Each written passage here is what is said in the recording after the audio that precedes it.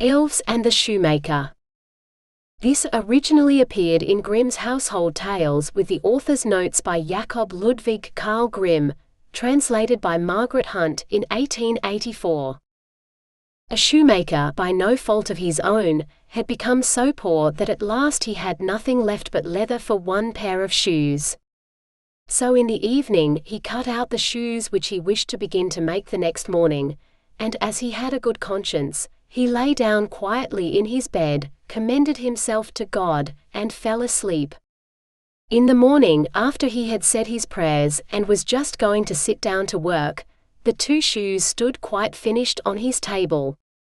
He was astounded, and knew not what to say to it.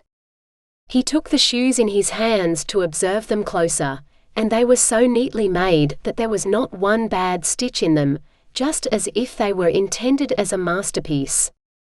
Soon after, a buyer came in, and as the shoes pleased him so well, he paid more for them than was customary, and, with the money, the shoemaker was able to purchase leather for 2 pairs of shoes. He cut them out at night, and next morning was about to set to work with fresh courage, but he had no need to do so, for, when he got up, they were already made, and buyers also were not wanting, who gave him money enough to buy leather for 4 pairs of shoes.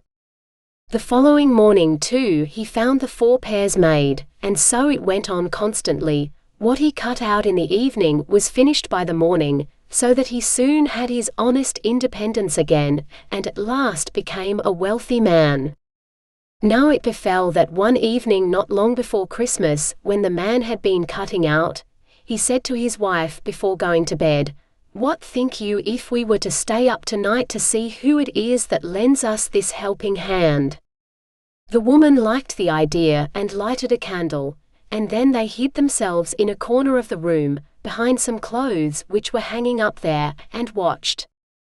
When it was midnight, 2 pretty little naked men came, sat down by the shoemaker's table, took all the work which was cut out before them, and began to stitch and sew and hammer so skillfully and so quickly with their little fingers that the shoemaker could not turn away his eyes for astonishment. They did not stop until all was done, and stood finished on the table, and they ran quickly away. Next morning the woman said, "The little men have made us rich, and we really must show that we are grateful for it. They run about so and have nothing on, and must be cold. I'll tell thee what I'll do, I will make them little shirts and coats and vests and trousers, and knit both of them a pair of stockings, and do thou too make them 2 little pairs of shoes." The man said, "I shall be very glad to do it."